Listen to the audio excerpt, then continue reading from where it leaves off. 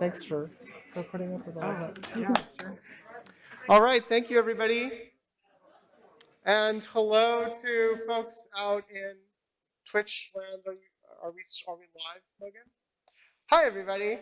I'm Naomi Clark. I'm currently the chair of the NYU Game Center. Thanks for everybody for coming, whether you're here in person or online. It's my great pleasure to kick off the 2022 lecture series by introducing Juno Morrow, a local NYC interdisciplinary artist, game maker, educator, writer, photographer. Um, you name it, she can create it. I'm just going to go overblown bombastic. But I say that because Juno's work spans so many different kinds of games, playful experiences, installations, um, controllable game devices that rotate 360 degrees and are festooned with LEDs, contributions to homebrewed community arcade cabinets like the Dreambox. I could go on and on. Yeah, collections of her own photography, autobiographical game works, sort of pixel arty, glitchy, deliberately stupid fighting games. Her work spans lots of different aesthetics, lots of different cultural forms and media, lots of different highbrow philosophical ideas. And last but not least, she's also now the head of New York State's first public program in game design. And in case you didn't know, you're sitting in the middle of a very private one. I know we're called New York University. Some people from other places mistakenly believe that that has something to do with New York as a state, but this is of course a very private university. And Juno is right now the head of the game program at Hostos, one of the CUNY schools up in the South Bronx. And yeah, we asked her here today to talk to us about the value of game making, what it can do for us as creators. So without further ado, I'm going to turn it over to Juno. Thank you so much.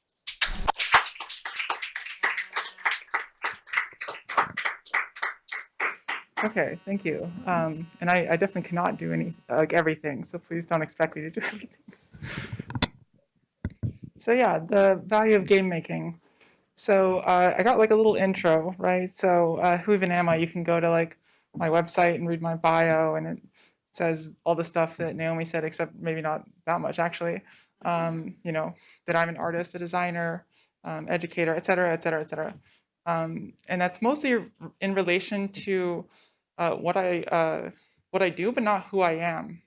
And so if you want to know who I am, well, first of all, my name is Juno. Hi, nice to meet you. And I have lots of anxiety. Like right now, I'm like full of anxiety. Anyone else got anxiety? You on Twitch? Yeah.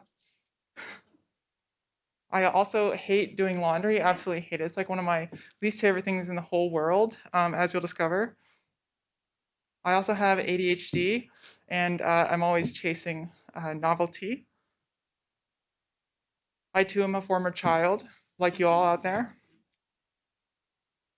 I'm a hardcore procrastinator. I just finished these slides right before I got here. I cry a lot, so if you spend enough time with me, I will cry in front of you, I promise.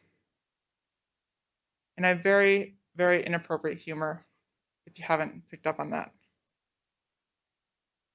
And so I found some very different motivations for making games over time. And so I wanted to walk you through 3 different motivational phases that I've gone through and talk about how game making might also benefit you. And so the first phase that I wanted to talk about is the existential despair phase. Anyone else have an existential despair phase? Yes, most people are raising their hands. Excellent, excellent, in the right place. And so thinking about frustration and tedium, life is hard. Making games is easy. Don't quote me on that. And so I was reading a book called The Book of Disquiet by Portuguese author and writer Fernando Pessoa. And so I'm going to read a little excerpt from the book. It is said that tedium is a disease of the idle, or that it attacks only those who have nothing to do. But this ailment of the soul is in fact more subtle. It attacks people who are predisposed to it, and those who work or who pretend they work, which in this case comes down to the same thing, are less apt to be spared than the truly idle. Nothing is worse than the contrast between the natural splendor of the inner life, with its natural Indias and its unexplored lands, and the squalor, even when it's not really squalid, of life's daily routine. And tedium is more oppressive when there's not the excuse of idleness. The tedium of those who strive hard is the worst of all. Tedium is not the disease of being bored because there's nothing to do, but the more serious disease of feeling that there's nothing worth doing. This means that the more there is to do, the more tedium one will feel. And so I made this game in a period when I was emerging from a very dark period of aimlessness, and so kind of feelings of apathy and futility really resonated with me. And so I ended up making my first game ever, which is called Mastering Tedium. So it's a text adventure at the intersection of laundry and tedium. It's played in a text terminal. So, sort of like a Unix terminal, you play in it's all text-based. And so thinking about existential dread, repetition, futility was inspired.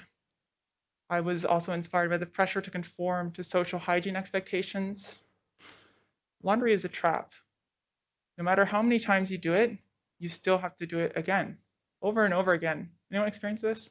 Laundry over and over again, not just once, not just twice, unlimited times, a task that never ends. And so instead of doing the hard thing, which was laundry, I'll do the easy thing and make a game about doing laundry and the futility of it.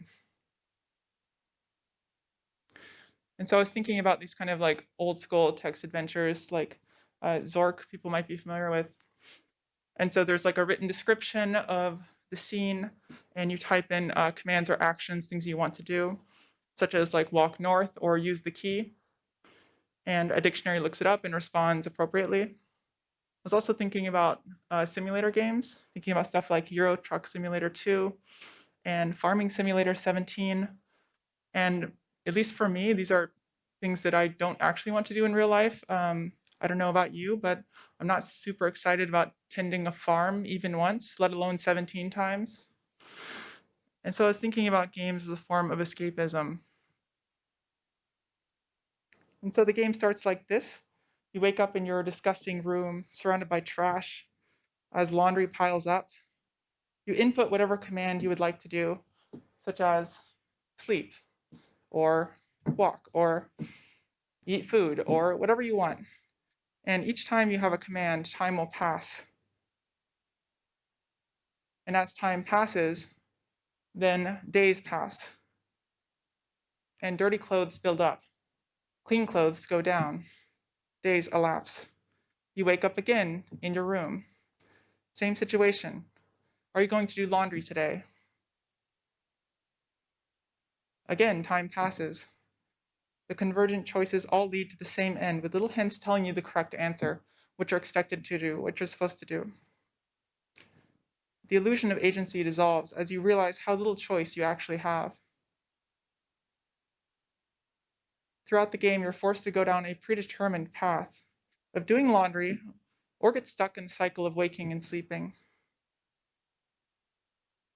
And when you actually do go down the path of doing laundry, it restarts and you're faced with playing the game all over again. Hate laundry. And so this reflects my pessimism and feelings of futility. Instead of doing the thing I needed to do, I was finding ways to represent it and make sense of it. Making Mastering Tedium gave me a means of confronting the thing I was avoiding without actually having to face it. Not just laundry, but life itself. This game is not fun. So if you're looking for fun, do not play it. And so shortly after this, the Oculus Rift development kit 1 came out. So that was, I guess it came out in 2013. And like many people, I was very excited about the future, thinking about the possibilities of virtual experiences.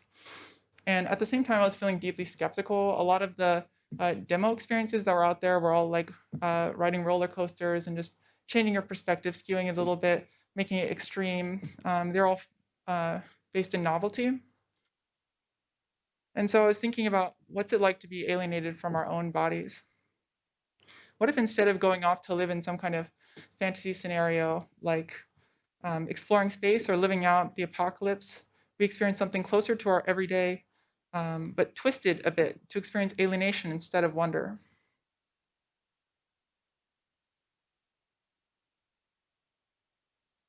And so oral perspectives came out of this. And so the premise is, what if instead of looking out of your eye sockets, you looked out of your oral cavity? So like, what if your eyes were inside of your mouth? And that's how you looked out to the world. And so I was thinking, because I was thinking about virtual reality, what can we do with this headset? And how can I maximize the novelty? We have a novel, well, what was a novel interface? I don't know if it is anymore.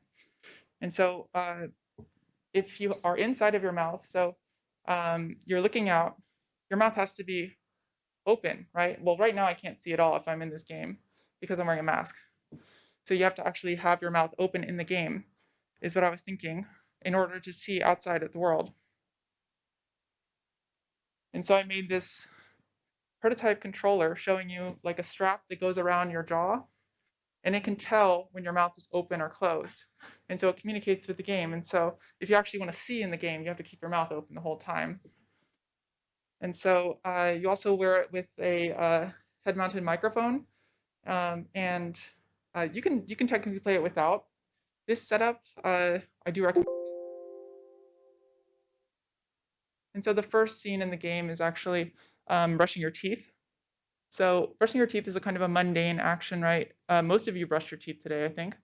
Um, but what if it was coming at your eyes, right? And your eyes are inside of your mouth. Isn't that fucking weird? I mean, just like what? And so also I access the webcam in the game. So if you have a webcam on your computer, it will actually show you playing the game. And so you're actually like looking at yourself, holding your mouth open if you're wearing the controller. So I wanted to amplify this dislocation, this disorientation you're feeling. And so I thought about, what if something, instead of something going into your mouth, what if something was coming out of your mouth? And so you sort of find yourself in this bird's nest and some baby birds. So I wanted players to feel the experience of providing for their families. And so you breathe into the head-mounted microphone to feed the baby birds. Like that. In another scene, you find yourself in a public bathroom stall, which has these strange holes cut in the sides of the dividers for some reason. And so through one of these holes, there is a hovering banana that is seeking your mouth and your eyes ultimately. And what happens is this is a very uncomfortable experience. So I don't recommend it. Don't play it. And so you can see Robert Yang in the background, horrified, absolutely horrified. And so making this game allowed me to play with the idea of being alienated from your own body. And I had fun with that. And so the third game, motivated by this sense of existential despair, it's called Bloodbroker. And just a heads up, this section does have like violent imagery in it, and some like cartoonish blood.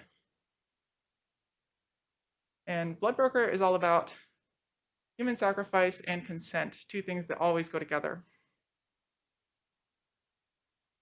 So there's this Twitter bot called the Weird Game Ideas bot. Does anyone know this Twitter bot? So it's just a generator. So one of them was comedy cookie clicker like about nefarious demigods. So I saw this and I got really excited about the possibilities.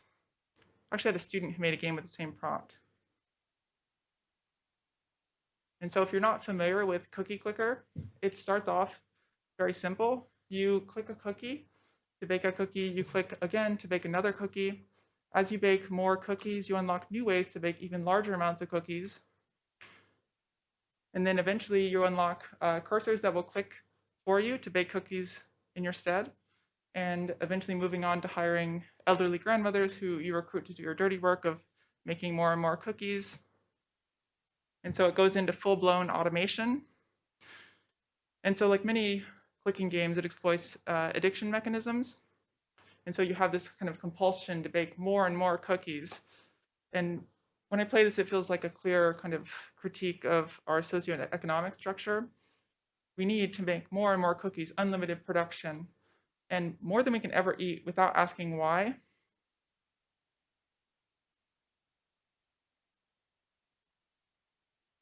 And so around this time, I had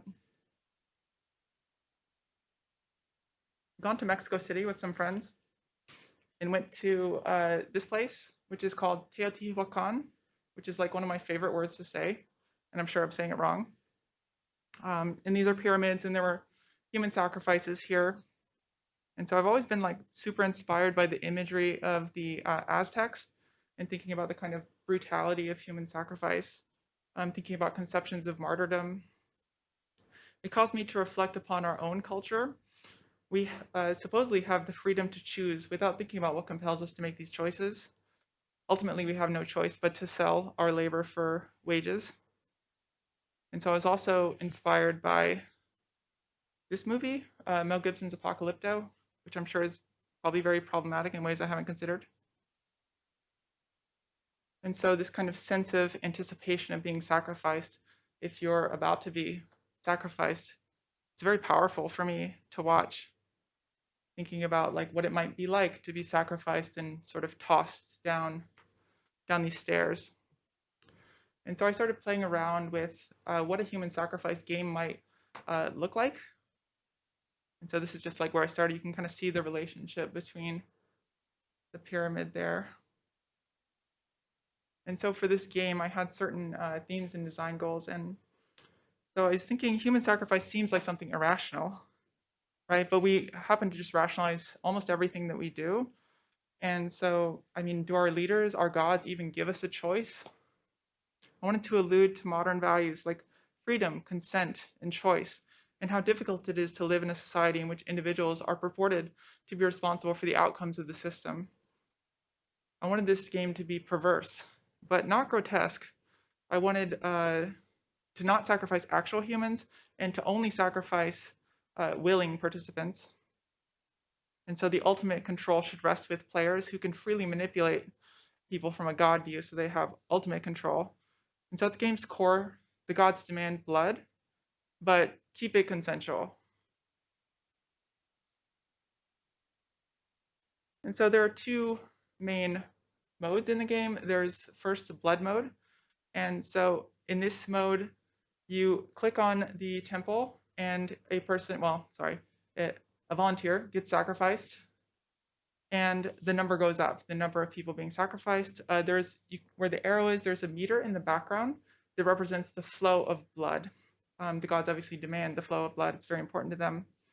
And so the meter goes up with each enthusiastic, consensual sacrifice, and it goes down as time passes and unwilling people are sacrificed. So you don't want that. And if the meter reaches 0, then the gods will destroy you, like they've been known to do. And so when it's actually played, it looks a little something like this. You're like clicking over and over, and it's very fast paced. There's a lot of time pressure. It's very stressful. So I made lots of games that are very unpleasant. And if the meter exceeds the height of the screen, you can store the excess blood to run later. And so again, I said that these must be willing sacrifices. And so the second mode that you're constantly kind of switching back and forth between is called broker mode. And so you need to make sure that everyone who's being sacrificed consents to that sacrifice. And so when you switch this mode, you can see percentages that represent the enthusiasm level of those people being sacrificed. And you can move along this queue of people super excited to be sacrificed.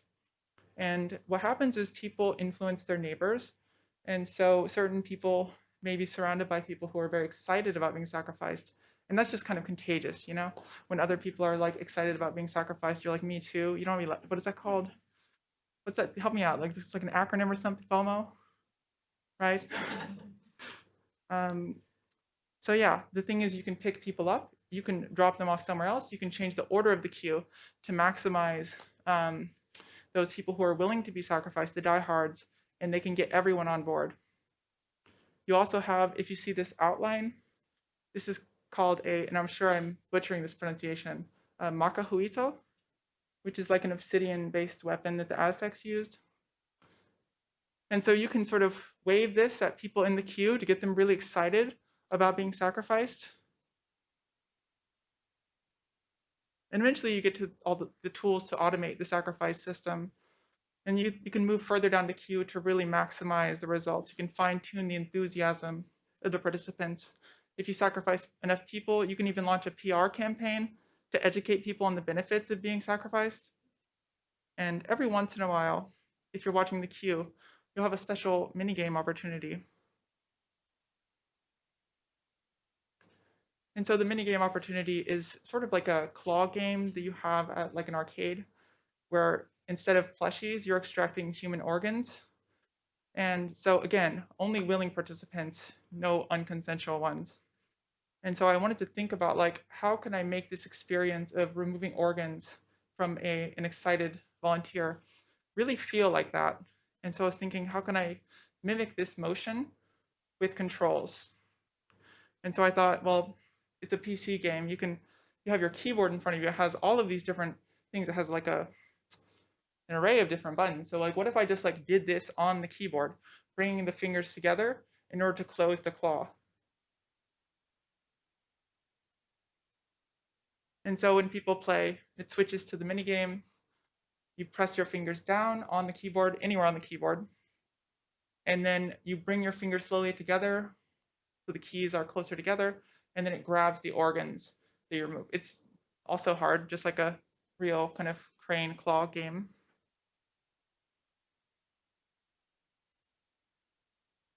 And so making this game, it forced me to examine my own biases and privilege. When I was playtesting the game with people, I realized that maybe like in my initial color scheme, which was like red and green to indicate how willing someone was, maybe it's not the best color scheme for everyone. Maybe some people who have certain kinds of color blindness can't really see what that means. And so I started to add more visual indicators to it and also color options so you could swap the color schemes so you can find something that works for you. So it allowed me, by making this game, I grew through the process and really had to examine those things.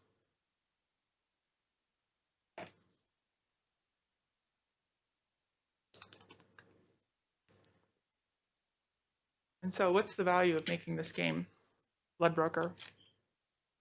So by making this game, I was able to express a critique. We claim to value individual choice, freedom, and the consent of the governed without considering the coercion and assumptions of the system itself. We are forced to live in the system, rationalizing our own choices in terms of personal responsibility without realizing how little choice we actually have.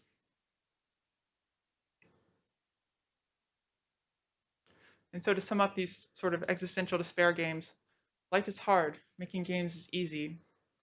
Making games like these allowed me to play with ideas, coming up with metaphors and models of my own understandings.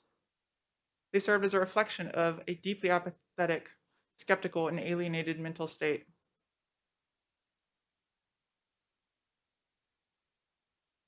And so shortly after making Bloodbroker, I came out as transgender and started transitioning.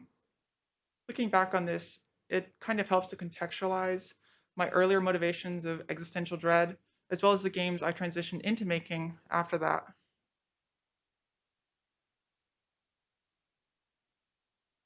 And so the second kind of motivational category for certain games that I was making is the coping and catharsis phase. So life is difficult and complicated. Making games can help us process our experiences. And I saw this tweet which really resonated with me. Social anxiety is basically conspiracy theories about yourself. And that was just blew my mind. So I have like sometimes like very severe social anxiety that prevents me from doing anything sometimes. And I'm also like really bad about talking about being trans.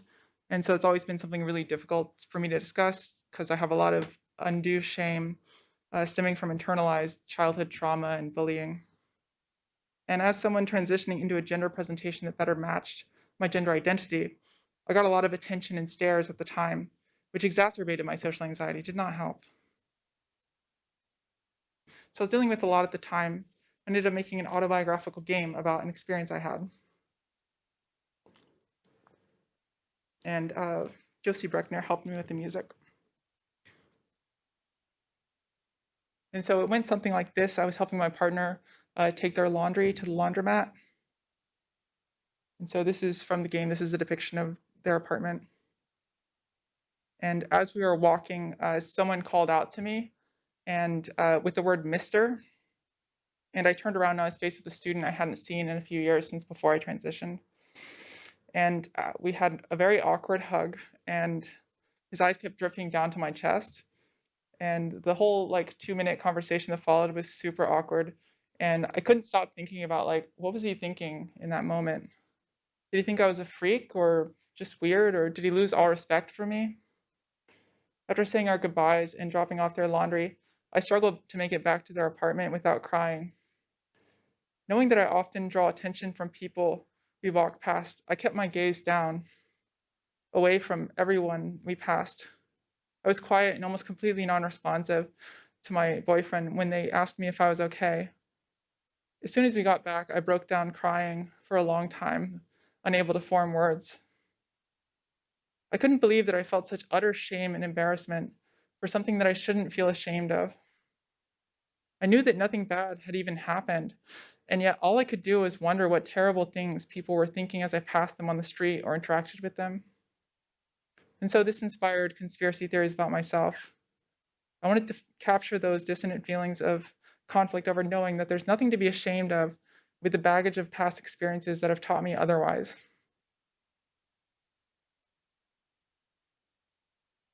And so I wanted this experience to be based in reality of what happened, while also reflecting my intensely emotional state at the time. And so the dialogue is all verbatim. The locations are based on real ones. So it's a real laundromat. So I decided that this game should be stressful, hostile, and uncomfortable. So there are loud, unpleasant sounds. Everyone is staring at you. Everything is menacing. Cars move terrifyingly quickly. Uh, Basic movement should be incredibly challenging. So this is the core of what I was developing. Another game with a strange way of interfacing. Instead of a straightforward first-person control scheme, players control each eye separately, avoiding eye contact with strangers with both eyes, or else you'll start crying and you'll fail. You'll have to start back from the beginning. And so as you play the game, there are these goblin-like strangers running around, all staring at you. You're trying to avoid making eye contact while also navigating home, also trying not to walk into obstacles. And again, incredibly stressful. Do not recommend playing. The instability of the controls and environment make it absurdly hard and stressful. But eventually you make it home without crying, so you could do it in private. Our life experiences could be very difficult, and our feelings can be very complicated. Talking about these can prove incredibly challenging. Making this into a game allowed me to process things, transforming a negative experience into something positive that I could share with the world, hopefully building empathy and understanding. And so this is actually not the last autobiographical laundry game I made. So I ended up making one more. And this section has some sexual harassment in it. So just a heads up. And so this game is called Laundry Plus Plus. It's the third laundry game I made. And making this allowed me to explore a new tool for me, which was Bitsy. If you don't know, Bitsy is a browser-based, mobile-friendly platform that's accessible for both developers and players.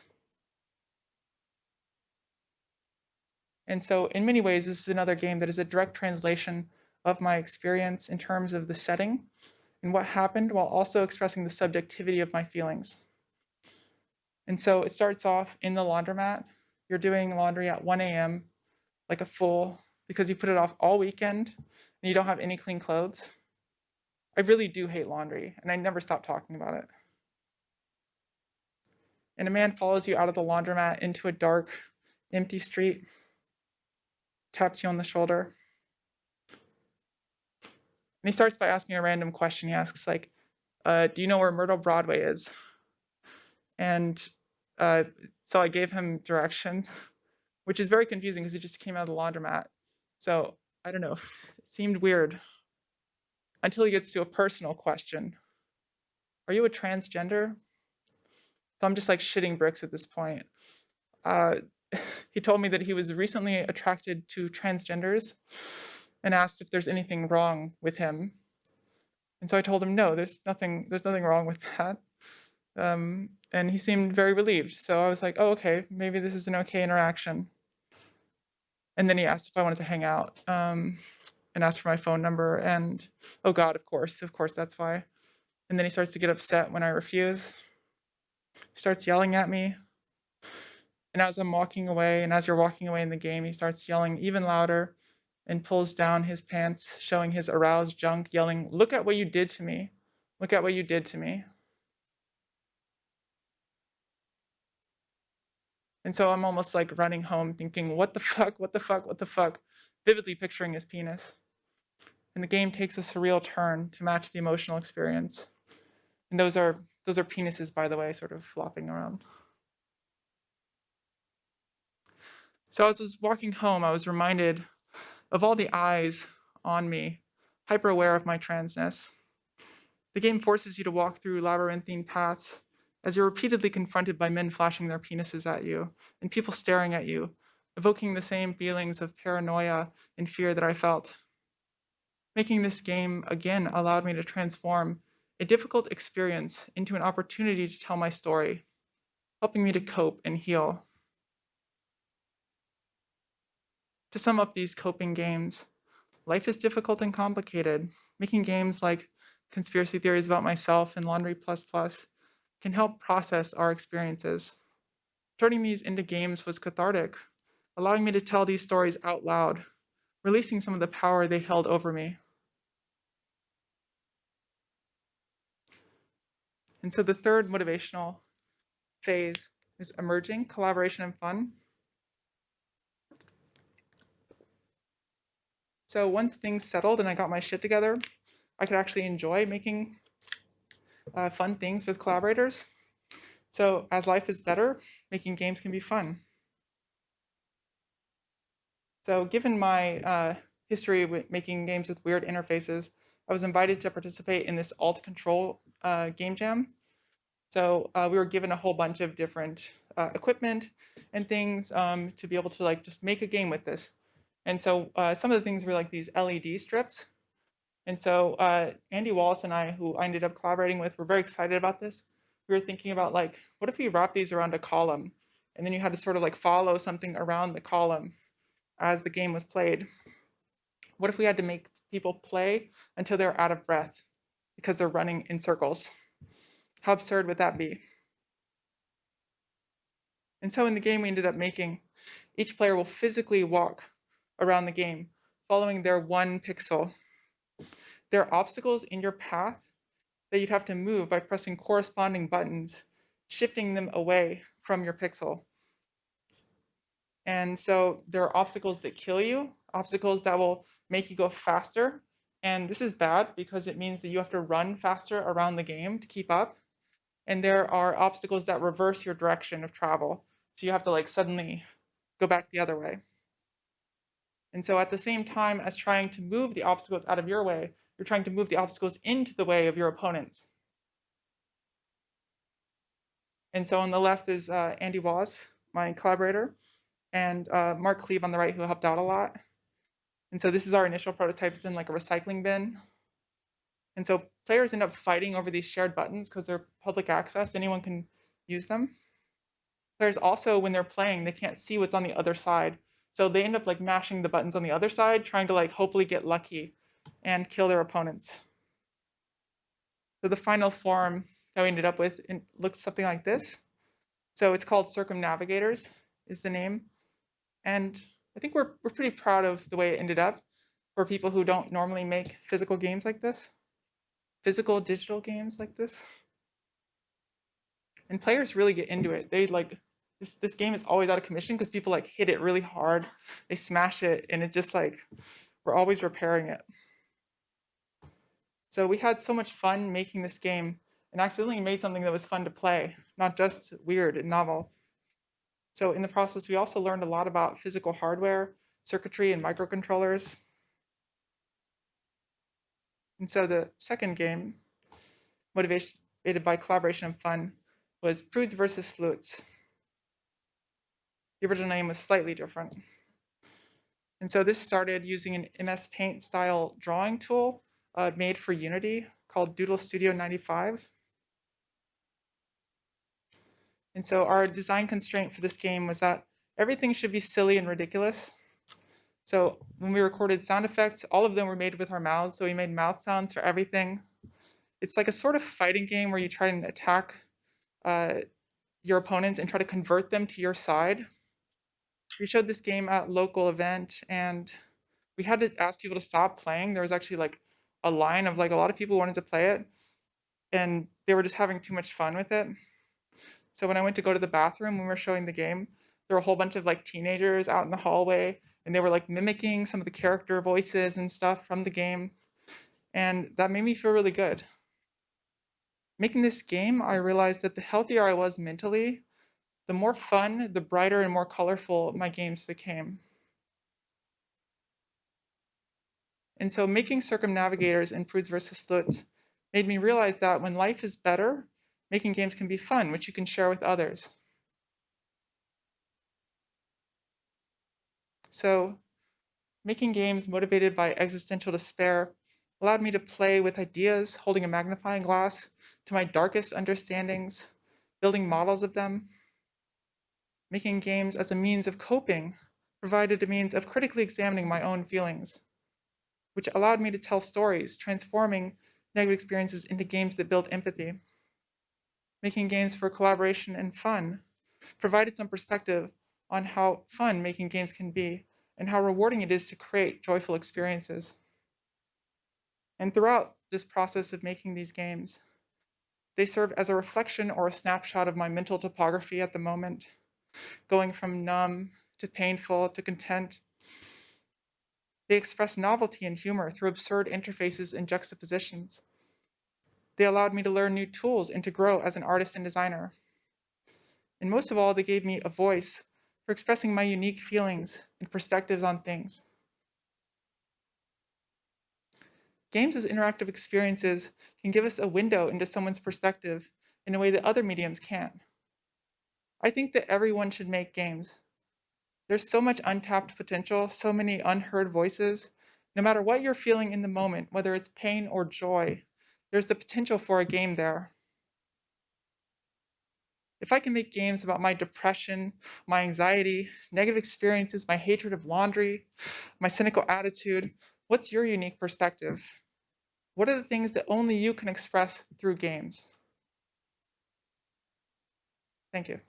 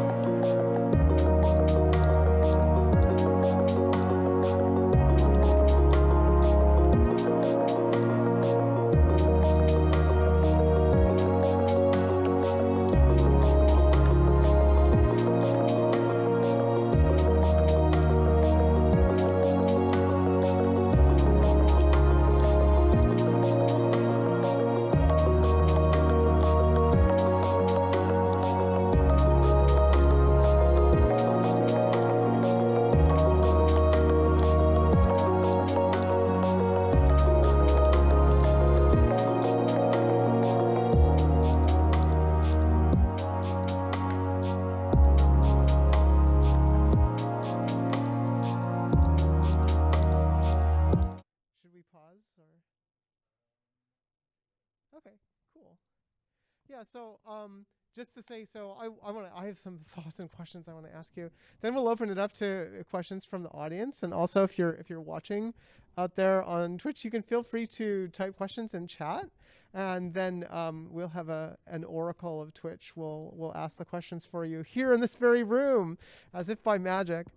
Yeah, so I guess when you were working on these games, did you have a conscious feeling of sort of moving into a different kind of relationship with your games? Or is this like, did you reach a point when you looked back at what you had done, you said, oh, I could kind of like categorize these as 3 different periods of Juno Morrow? Oh, I only only started doing it very recently. Yeah, yeah. Because I hadn't really considered it before. I mean, I've always made like kind of like cathartic experiences, and I've always like drawn from my own feelings and experiences. So I haven't thought about it as like before as like periods or phases, but it sort of made sense when I started to actually think about it for this talk. Yeah, I mean, it's pretty striking with the works that you showed, like that there seems to be like a difference and a movement.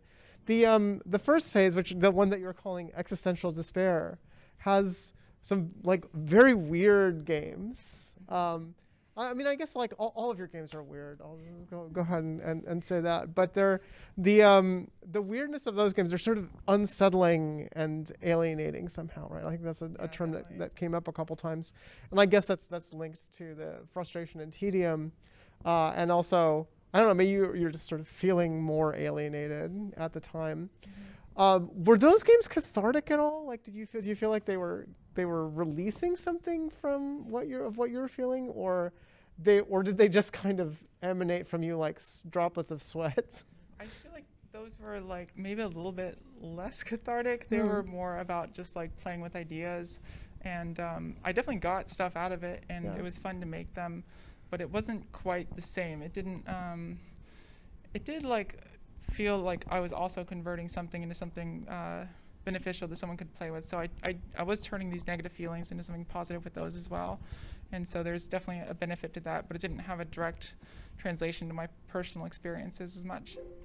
And would you say there's like a specific kind of feeling of like you see somebody play with something that is like born out of your existential dread or despair, and you see them having fun with it, which I imagine you kind of saw with a lot of these games. I mean, certainly with oral perspectives, right?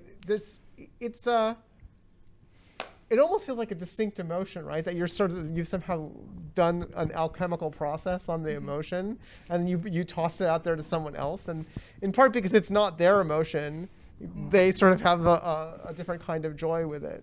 And I wonder if that's something that's in some ways unique to making games. I don't know, probably you have in other media as well, but I'd love to know if you have thoughts on that.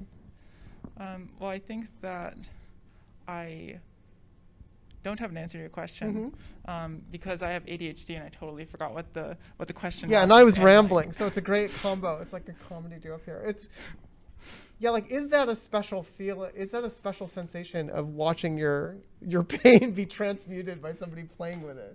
I mean, I guess like when you have enough people playing the game, then you just kind of like, oh, okay, this is what this is. This is the way people experience this. And I think one of the things about like sort of converting your personal experiences into games is it definitely like is a way of like narrativizing like your experiences, and suddenly it becomes like a story you tell, and it's like, you know, formalized. Like when you tell a story over and over, you know what all the points are that are important to be able to communicate the story, and so it sort of like takes on a life of its own at that point, and no longer even feels like it's something that's yours anymore. It's just about the thing itself that you've created. Right. So you sort of place it outside yourself, and then you can look at it and regard it. Yeah, that's how I feel. Yeah, that makes sense. And so was that helpful to you to do that with your feelings about laundry and alienation, in that first period? Yeah, the thing is like I still have to do laundry like all the Right, time, and so it just keeps coming back. So I started even a fourth laundry game, so we'll see. But it is frustrating. I'm gonna have to keep making laundry games for the rest of my life. I've heard that there are ways that you can actually get other people to do laundry for you. I know that like it's very uncomfortable for a lot of people because I feel like we're trained in this society to believe that in order to be self-sufficient and responsible, non-leeches, that we have to do our own laundry, and that if you pay someone to just do the laundry for you, that somehow you're putting on airs, or at least I've had this conversation many times with people that I've lived with. But have you ever considered that? Have I considered paying someone to do my laundry? Yeah. I have, but I like very particular about my clothes, and I like hang dry everything, and it costs like $1 per article of clothing to like hang dry. It's fucking ridiculous. I feel like we're really getting somewhere now. So like it's so you hate doing laundry, and you're really particular about how your laundry is done. Yes, I am particular about like, you know, each article of clothing gets like its own treatment, Right, and wow. that makes it even worse. So but I did actually make Mastering TDM 2. It's a second game. It's actually a copy paste of the first game. I just changed the title screen screen. So it's the same game again, just with the word 2 in it.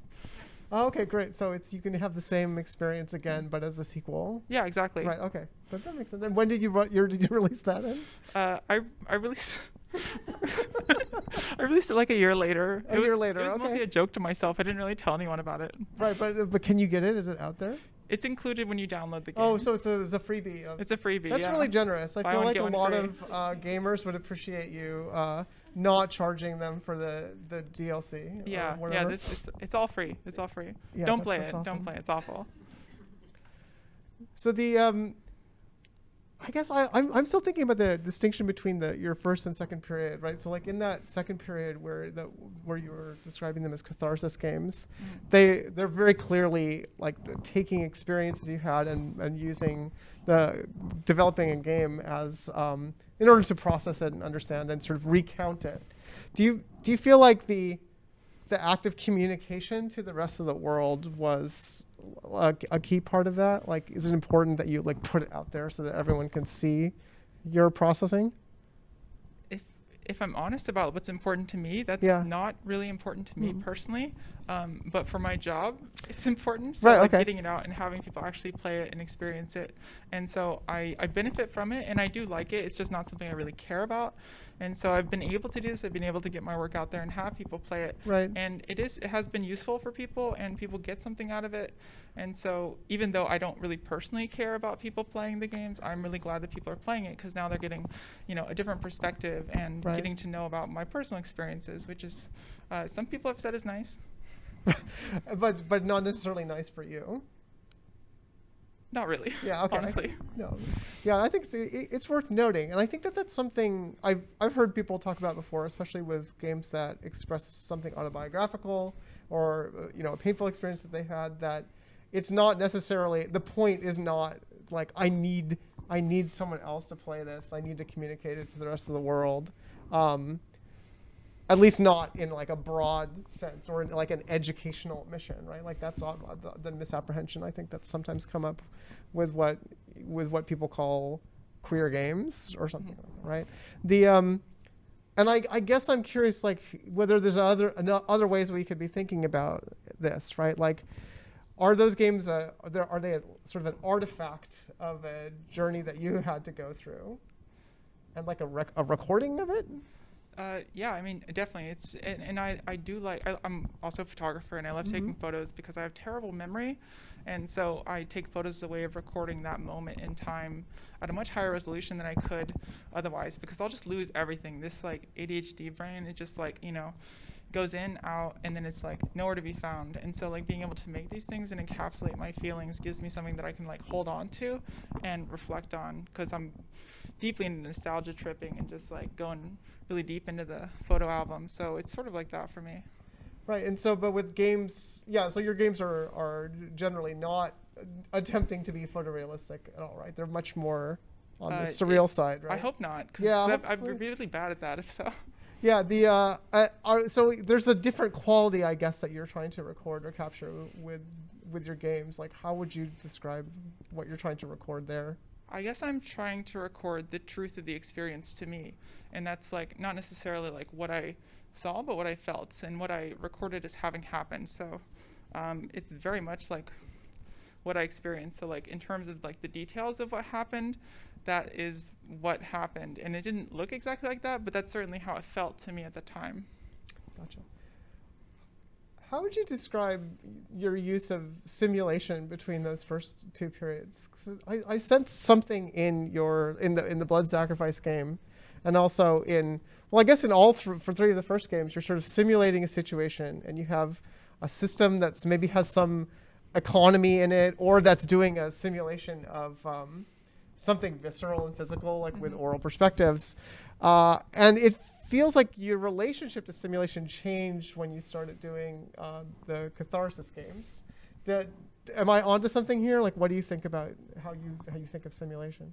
I mean, I guess it's yes. I mean, I guess it's sort of like the sort of the second motivational phase that I talked about, where they're all autobiographical, and so it's like very much tied into like a simulation of my experience that I'm giving to other people. Right. And the first one's like Mastering Tedium it's like semi-autobiographical in the same way that the Book of Disquiet is semi-autobiographical, but it's still like kind of removed from myself. Okay, yeah, that makes sense. Huh. Yeah, I'm trying to think if I.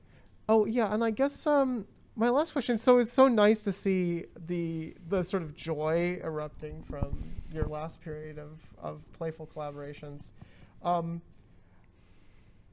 I think something that's interesting about our conception of the artist, right, is that there's a very long and sort of hoary stereotype of artists expressing their pain cathartically through their work. I guess my question is, do you feel like yourself is expressed in the same way through your more joyful, playful collaborations? And do you feel like other people get the same impression of you through those as through these like much more intensely personal but also painful works? Yeah, so I think it definitely gives like a sense of what I like and what I care about. Yeah. You can probably tell that I like novelty, I like silliness, I like having fun with things. And so you're getting some kind of sense of who I am. Maybe it's not the same level, but there's definitely like some self-expression happening there that people can probably pick up on at least a little bit. Right, it's sort of a different side than from like the existential despair one. Sure. Yeah, that makes a lot of sense. All right, I want to throw it open to questions from the audience. Anybody have a question they'd like to ask Juno? And while you're thinking about whether you want to ask questions, I'll also say, should we pass this microphone? Should they come up here? What's the best way to handle the mic? Yeah, so if you have a question, I'm going to ask you to sort of step down to the front rows, and I'll bring the mic to you. Or laundry suggestions. Come on down. Actually, it looks like these cables are taking. Just right here. Hello. What? Yeah, you can just talk into it. Hello. One question that I had is, when you're talking about like the games from the first two phases, is that something that you would necessarily? Is that something that you play test, get feedback on, and then like make improvements, or is it something that you felt like this was in a good enough spot, like to release as is, and then just release it? So I mean, I definitely do both. Like I play test it with people to find out like mostly like what are the really obvious things that I'm missing, what are the things I didn't think about and stuff like that. And then at some point it's like, I play tested with enough people, I've made sure I haven't like missed anything, and then I just release it. I should probably play test everything way more than I do, just FYI. Thank you.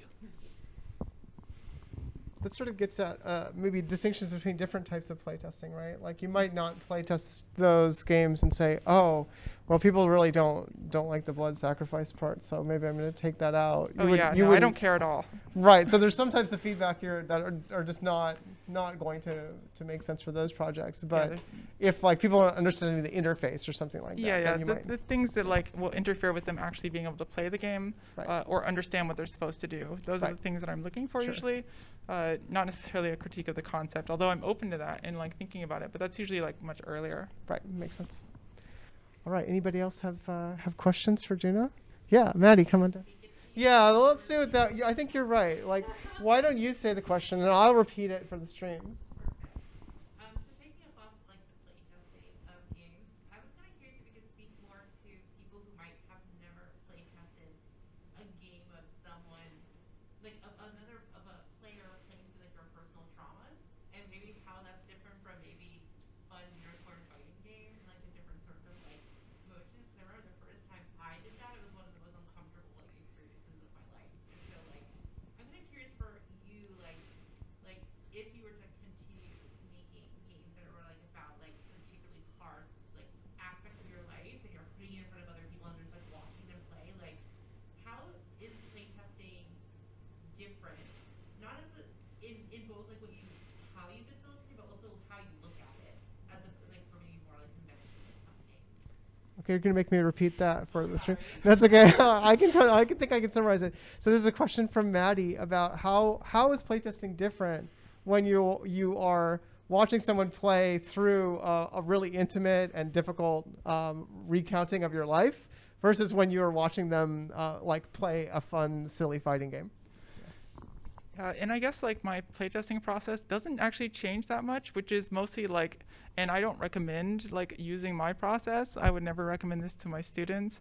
I just like have like 1 or 2 people who are really close to me playtest it, people that I feel comfortable with and trust. And so that's the same whether it's like something deeply personal about like something like that made me feel really bad, or if it's, you know, a unicorn fighting game.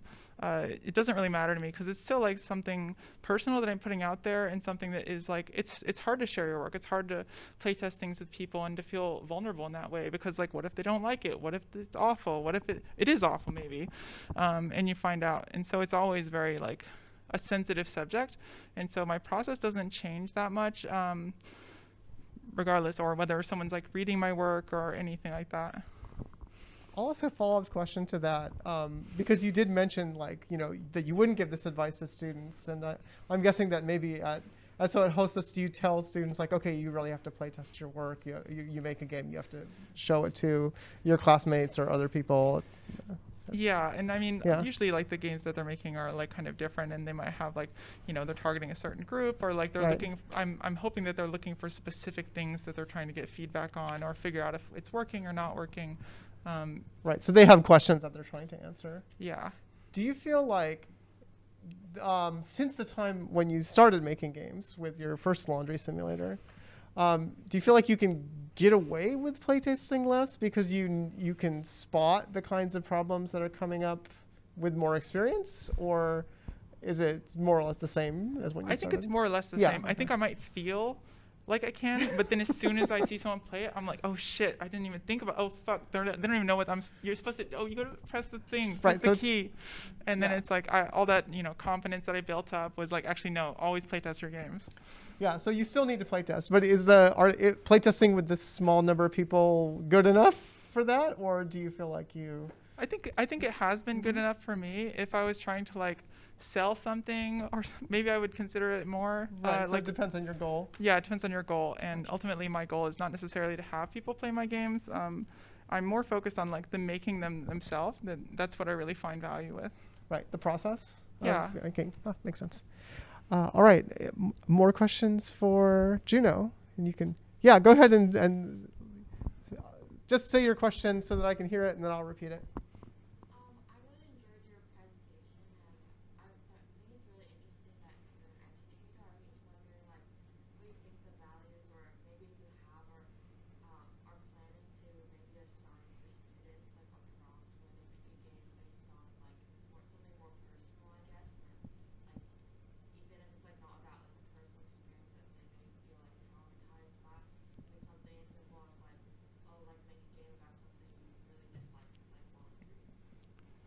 Great question. So the question is, does Juno see value for students in making games that are based on something personal, and do you assign students a personal prompt of some sort, and not necessarily one that's really painful or intense, but even about something they dislike? Yeah, I mean, it's something I've considered, and something I would like to do in the future. But I teach like a lot of students with like a lot of really deep trauma. And so it's definitely like a sensitive subject for a lot of people because it can just open up the floodgates. But I have assigned prompts that were based on the Weird Game Ideas Twitter bot, which is totally not what you asked at all. And so I've given them really, really awful prompts. And so I actually originally started like making that game because I wanted to be making a game in solidarity with my students because they have these awful prompts, and I should make a game too if they have these awful prompts. Nice. There was this period of time when people started making a lot more personal games. I guess it was in the sort of around the mid 2010s, right? And all of a sudden, it felt like a lot of people saw that as an interesting entryway into games. Like they could make a personal game, even if they couldn't make a Skyrim or whatever. It was this sort of like gigantic game that they knew they couldn't make.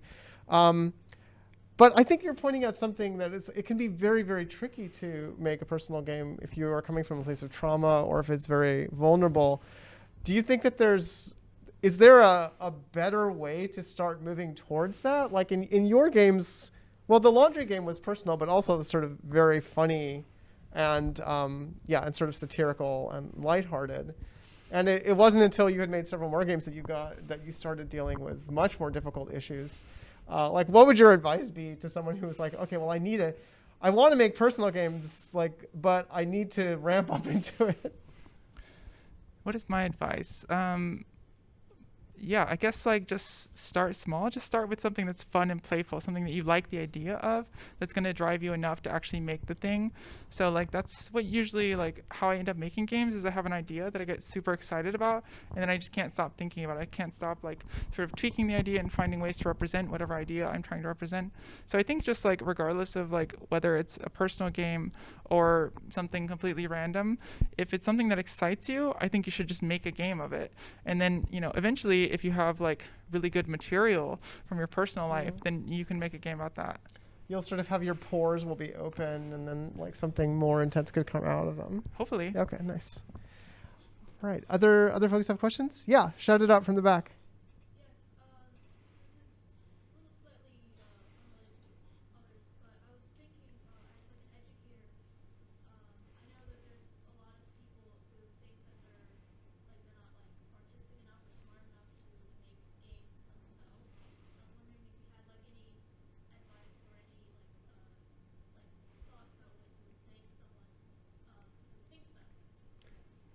All right, the question is, does Juno have any advice for people who feel that they might not be smart or creative enough to make games? I think that's a really great question. I think that I have a lot of students that feel that way, who feel like I'm not an artist. I don't want to make a game. Can I even do this? Am I capable of this? And so my advice would be to start with something small. So the game I made, Laundry Plus Plus, which was made in Bitsy, super accessible. Anyone can start. I made that game in 6 hours. You could just start making stuff. All of the ceiling for the graphics is very, very low. And so you can make something so easily, so quickly, and it's potentially just as good looking as the best artist in the world. And so I'd start with a really simple tool that's very limited, very constrained, and just start making stuff. And as you build your confidence making, then you'll make bigger things and you'll feel better about making. So one step at a time. Yeah, one step at a time, and just start with something really simple. Okay. Gwynna, do we have any questions we want to take from Twitch? Yeah, we've got a couple. Okay, the first one is for Bloodbroker and the Cookie Game. I'm struck by the sheer sensory experience of the game juxtaposed with the more abstract metaphorical structures and commentary within them. How do you balance these two qualities in your game making process? Okay, I'm not sure if I can remember that because it's much harder to recount written questions. But it's about Bloodbroker and what was the other? It's about Bloodbroker and the Cookie Game and balancing the abstract and metaphorical structures and commentary. Balancing the abstract and metaphorical structures and commentary with the visceral experience of the game. Right. Yeah. So the tweet was actually referencing Cookie Clicker, which I did not make Cookie Clicker, but I did take a lot of inspiration from that. And so there's definitely sort of a balance that happens there. And I think that it comes very naturally to me because I have a very, very, very, very, very dark sense of humor. And so it just feels right for me to make something that is both conceptual and dark and also light and I don't know, it's not fun, but if you like stress, it's fun. I don't like stressful games. I don't know why I make them. Do you think what kind of games do you like playing, Juno? And because it sounds like it's different than the types of games that you like making.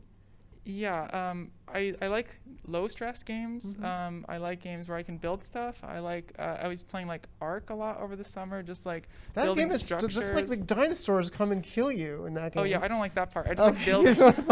I do like domesticating dinosaurs and riding that's them. good. That's fun.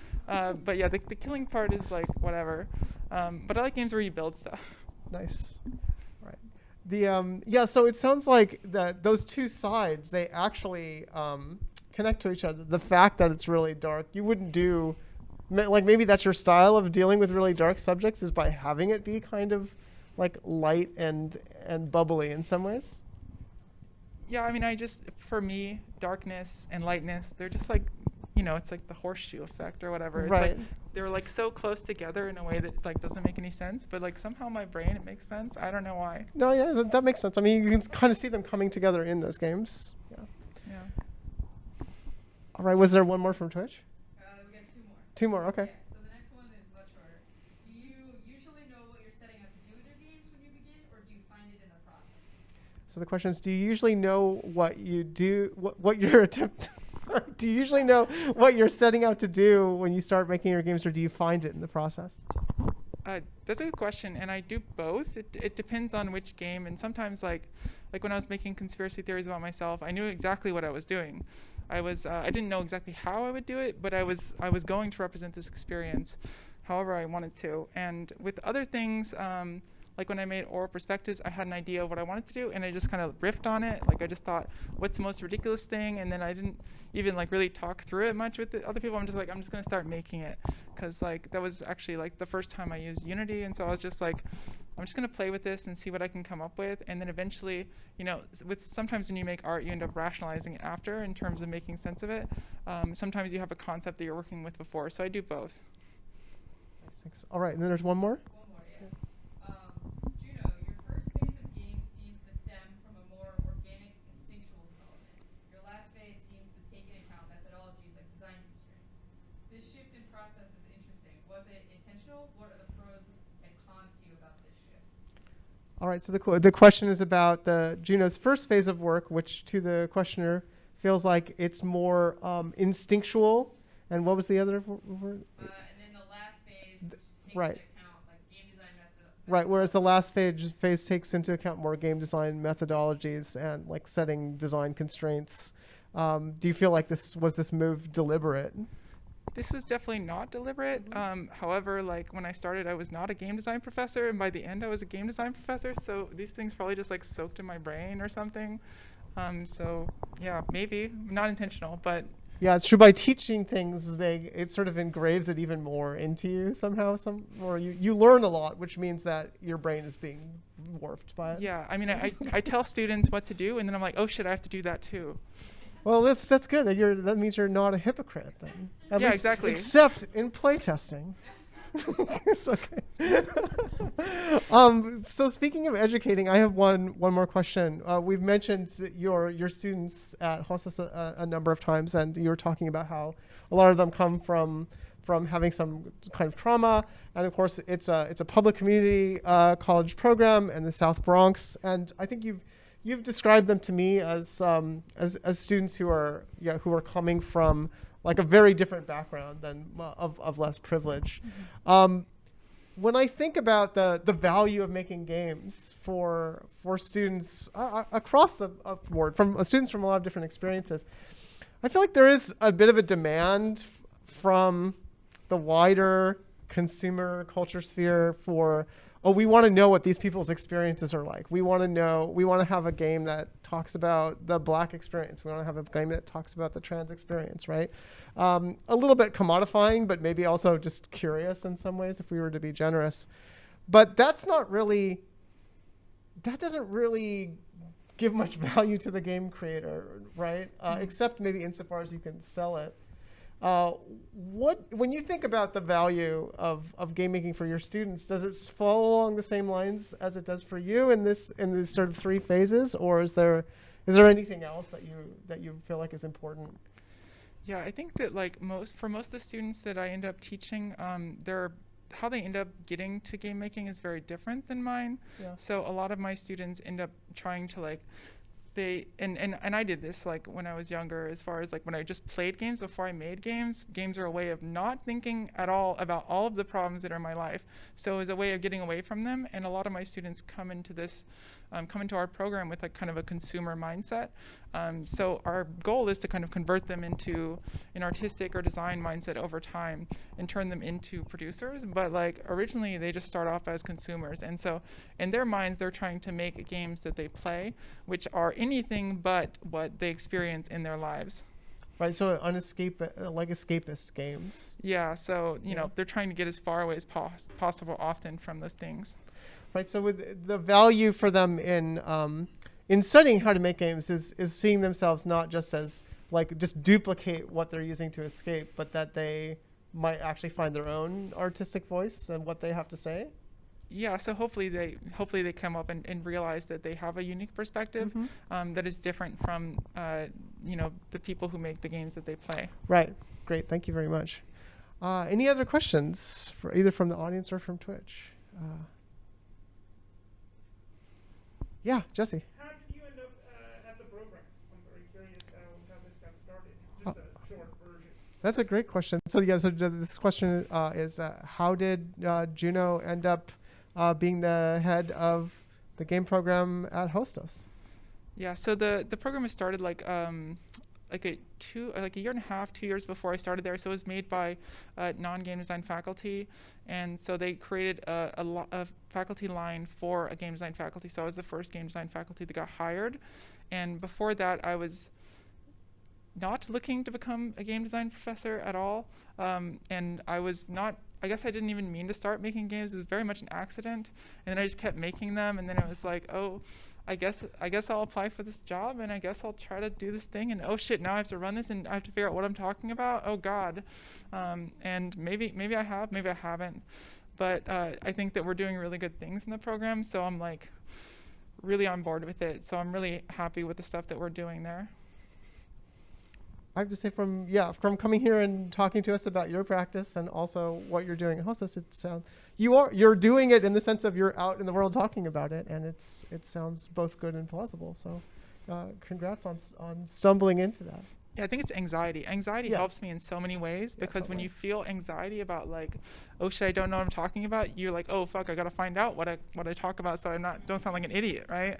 So it's a good motivator. Oh yeah, absolutely. Yeah, totally. And I'd say I trust people who evince anxiety more than people who evince confidence for whatever reason, right? Like, does anyone even know what I'm talking about? Right? People who are just like, yeah, everything's totally fine. I'm like, hold on a second. Yeah, that doesn't work for me. Yeah. I have to say it up front, or else I'm just gonna be like, yeah. Right, because there's something maybe hopefully more honest about it, or Yeah. at least in theory. It's the same way that like I make games about an experience that is awful and it makes it easier. So if I tell you I have anxiety right up front, then it's okay. It like relieves me of some of that, and so it makes it better. If I start swearing and being casual, then it's like much easier just to be here and be a normal human being. Right, makes sense. All right, any last questions before we go? Yeah, go for it. I just want to say thank you so much for sharing your story and just turning that whole narrative through the first phase, second phase, third phase, and determining the value that you take from that, in the art of making games, and now as an educator, what would you say the value of this phase is for you? So the question, I'll just repeat the last part if that's okay for the stream. The question is, as an educator now, what would you say the value of the last phase of your game making is for you? As an educator, what is the value of my last phase, or what is the value of my education phase? Yeah, I mean, I feel like each phase that you described was very authentic, and are you enjoying teaching? I don't know. Yeah. So are you enjoying teaching? Yeah. Oh yeah, so I really, really absolutely love teaching when I'm effective as a teacher. If I'm not effective as a teacher, I hate it. And so I'm very happy to be teaching in person again. When I was teaching on Zoom, it was a nightmare because all of the good things about teaching where you feel like you really help people and they're making progress and they're feeling proud of their accomplishments are absent. And when those are absent, then you just feel like a failure. And so I would say I hate teaching when I'm ineffective, and I love teaching when I'm effective. Fair enough. All right, let's have a big round of applause for Juno. Thank you so much for being here with us. Thank you all for coming and for bearing with us during some technical difficulties. And thanks to everybody out there on the internet who watched. It's nice to see you all as well. All right, that's it.